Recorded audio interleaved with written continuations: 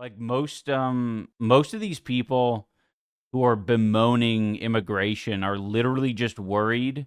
Like when you get down to it, they're like white people becoming a minority. Like that's the thing they're afraid of. Like what the fuck? That's what it is? Okay. I don't know how to talk to you now. Come to it and you can't go through it and you can't knock it down. You know that you found the wall. No man on earth can make you fall. It's not an Idubbbz chat without an AI argument. It's true. I have energy today because I've gotten plenty of rest, and I let the Adderall dissolve on my tongue today. That's how fucking crazed I am for today's stream. No politic here. You guys are lucky that you caught me on a good day. Cause usually, I don't know what it is today. Usually I get more and more angry the closer I get to the day of upload. I'm feeling good today. I'm not sure why. Man, I want to try Adderall. You should try it, Adam. You should tell them that you have ADHD and get yourself a couple. I feel like Adderall would fix me. That's what I thought, or that's what I was hoping. It did give me insight, though. Oh, that's something I meant to tell you guys. Anissa is out volunteering today. She's doing volunteer work. I don't want to give any more details than that, just because, you know, people. But yeah, it's pretty awesome. She signed up a couple of weeks ago, and today's the first day. So yeah, it's pretty fucking awesome. She's been doing everything. Been cooking, been doing art, now volunteering. It's kind of the fucking trifecta of a normie existence, of a non-depressed existence. She's hot and volunteers. Damn. Yeah, it's exciting. It's made me want to do more. In fact, there was just one thing she was telling me about, one of the volunteer opportunities. Very cool. I didn't realize, you guys might know more about this than me, but I was surprised to find out that there are like websites and groups and communities that basically like compile or curate what companies or organizations need volunteers for. In some cases, it's like, yeah, pick the thing that you want to volunteer for. It seems pretty obvious to me now, like, oh yeah, free labor, like, you know, why the hell not? You know, have it be easy for people to find something to volunteer for, but it's yeah, it seems like fun. She was mentioning like a Big Brothers Big Sisters thing. I think the one that she was looking at was like specific, like a LGBTQ kind of thing. I think I remember a Big Brothers Big Sisters thing when I was like in high school, and that really like kind of spoke to me, the idea of like just kind of being there for a younger person and being like a decent like stable person in their life, being like a, you know, role model or whatever. I'm gonna cry. I love my little sister. It's so cool. Yeah, it just seems like, I don't know. It just seems like such an easy, and, well, not easy. It feels like a win-win, you know? If you're looking for a little bit more purpose in your life and you're kind of lonely, it's like there's so many like foster kids that just want, you know, someone in their life to do something fun with. I think in the description it said something like that, basically like it's as simple as just going and doing a thing that the little brother or little sister wants to do that day. And I was like, oh, this sounds awesome. Like, what the fuck? You just go get to do something that someone else has interest in, and you just do it with them? Like, fucking awesome. It could be going to the mall or doing a sport or fucking whatever. I'm like, that sounds like a good time. What the fuck? New York won't survive a Mamdani victory. It's so funny listening to a bunch of boomers, a bunch of fucking weirdos, like bitch and moan and cry about Mamdani. Like, the type of words they use as well. I was listening to this conservative woman on TikTok, and she was talking about like There's like overemphasis on Islam and being like, he's Muslim. New York is gonna fall. They're gonna be doing prayers in the streets. And it's like, what the fuck is any of this? He's campaigning on fucking free buses. Like, can you shut up? Like, that is like everyone thinking. I feel like it's projection in so many of the cases where it's like you're just saying what you would do if you were like some weird religious fanatic tyrannical leader.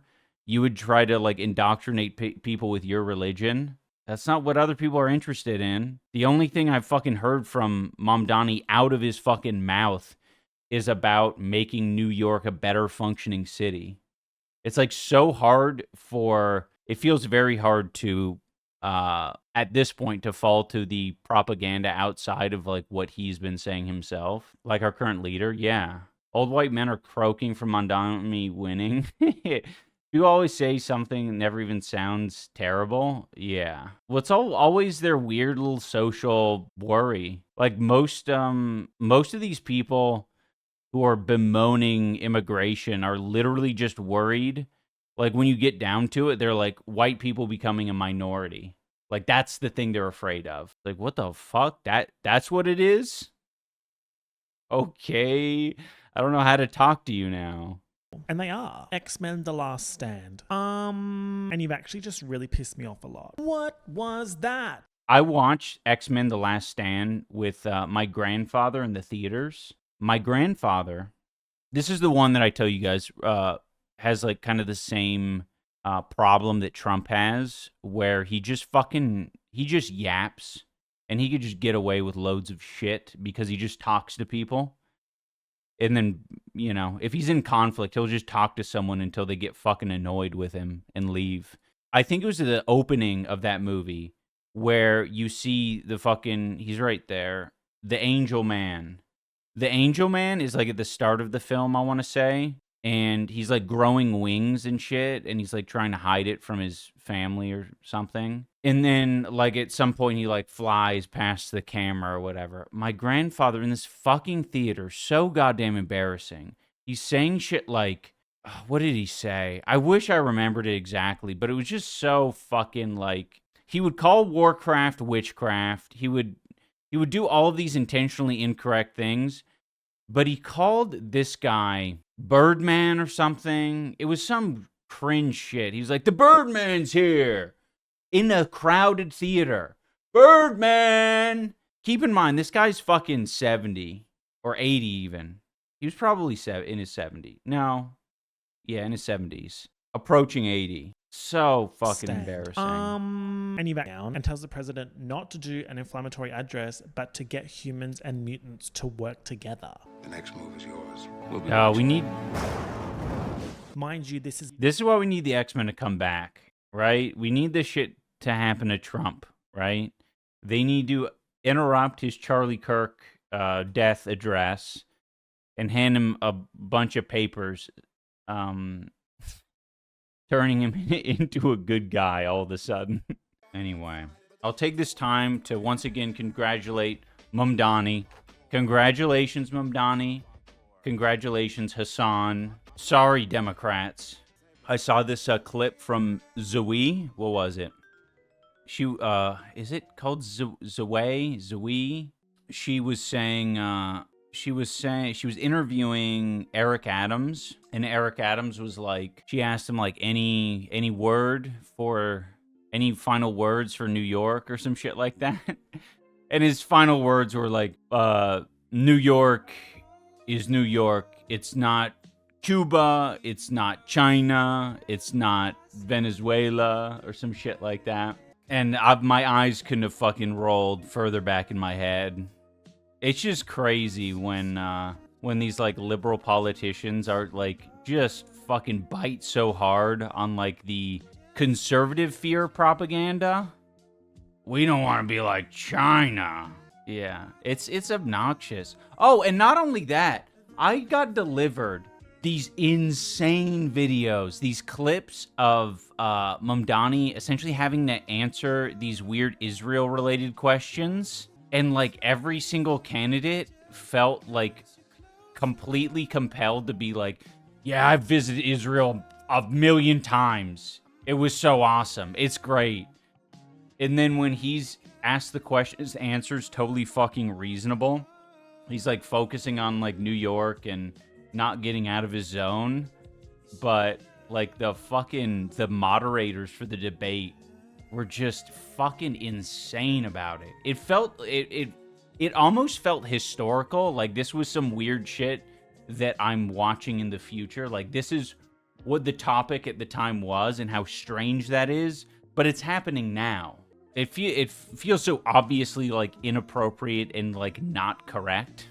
Hey Vio, good to see ya. Yeah, these are my Dobby. Well, these actually aren't my Dobby ears. These are my elf ears, but they help me to listen good. They help me to listen better. Because technically, if you think about it, your ears on their own are, what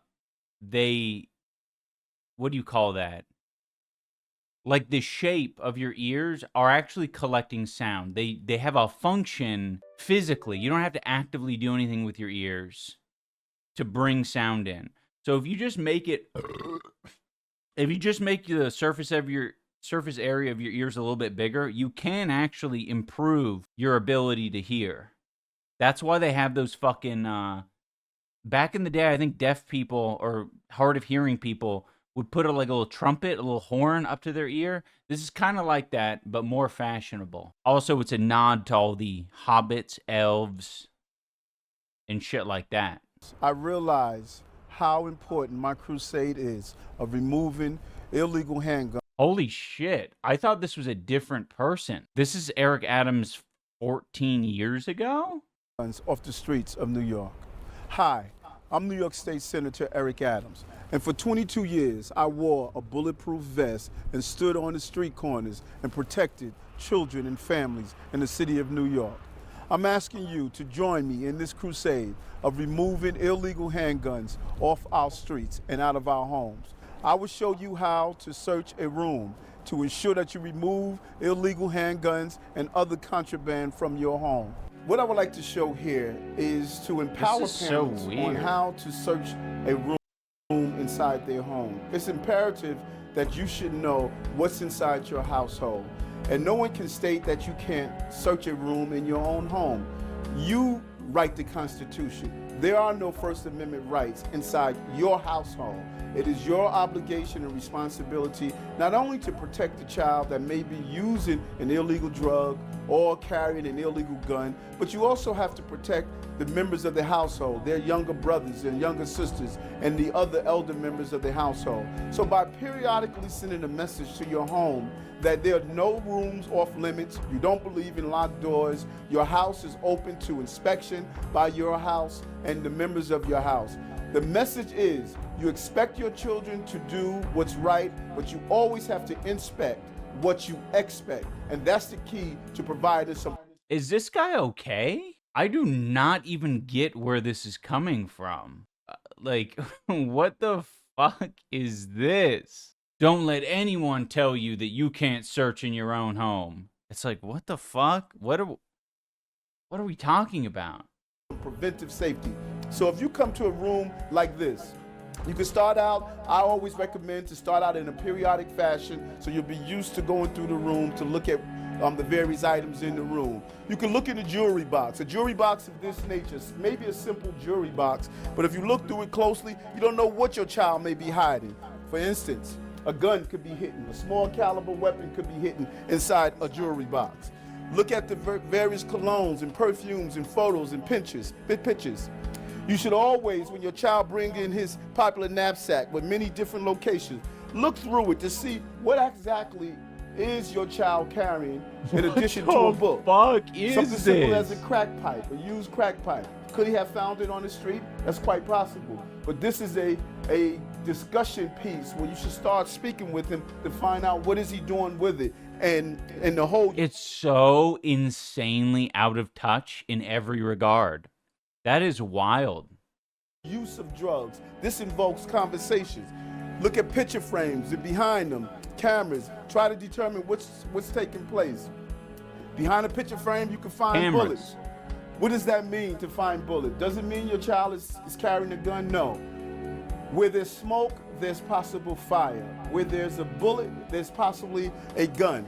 You should engage in the conversation and find out what are they doing with the item, and this empowers the parents. Look at all the items inside the room and feel around and see what's the possibility. Something simple as a baby doll. Could be just a baby doll, but also it could be a place where you can secrete or hide drugs. Run your hands over the pillows and see if you feel any. Okay, beyond, like, I cannot believe it, dude. The way that he's moving on from, like, one thing to the next, it does very much feel like it progresses in the same way a skit progresses. Look wherever. Look inside of a baby doll. A baby doll can have drugs in it. Pulls out a fucking big fucking Ziploc bag of marijuana. Look underneath pillows. There could be a shotgun in there. Anything that's unusual, like a pillow like this with a button, is a perfect invitation to hide something. And I felt something bumpy. I would reach in, see what it is. This one could be hidden inside a pillow, a gun. Maybe something that you'll think that can't be hidden there, but it can. And what happens not only when the person who is carrying this illegal gun is in possession of it, but also a child that comes into the room and plays on the bed, they find this gun. Let me tell you what a child would do. A child would take this gun, and because the trigger pull is so hard, they normally take the gun and they point it in their direction to pull down on it. So many gun accidents take place merely because the child discovers a gun in the room and believes it's a toy, and they play with the gun. Just look and see what's inside your bookcases. It could be more than just books. Perfect place to hide cocaine or other illegal substance inside the room. My message to you, you have an obligation to protect your home. The First Amendment does not apply to the right of parents to go through their homes to remove contraband or any other unsafe item. There are no First Amendment rights. Don't let your kids waive their Fifth Amendment rights, their First Amendment rights. Like, this weird dynamic of, like, your kid having, like, total control over you. Like, that's the thing stopping you, is your kids sort of saying, I know my rights. I know my rights. You can't be searching my room, parent. It's not a matter of like, hey, can you like trust and respect me? It's your home. I don't know. I never had that problem growing up. I obviously didn't have much to hide. I'm trying to think, like, I never had any, just weird. If someone wants to hide something as well, they're not gonna, like, I don't know. You're already in a terrible situation. I'd be like, hey, if your kid's got a fucking gun that they've been hiding from you, you got more things to worry about. Like, I could imagine, like, just hiding some money, maybe. Like, this is, like, my little area where I put money, my cash. Just because, especially if your room, if there isn't, like, a sanctity established in your house of, like, okay, this is your room. I won't fucking bother you. You can close the door, all that sort of shit. But I think it's a bit of a red flag. It's a bit of a, it just doesn't seem like there's a lot of trust if a parent is establishing like this is my house. I'll go wherever the fuck I want. If I want to randomly do a fucking stop and frisk in your bedroom or, you know, look through all your shit, like, that's not trust. That's like, that's gonna fucking develop a problem. Your life is everything. You serve all purpose. You should treat yourself now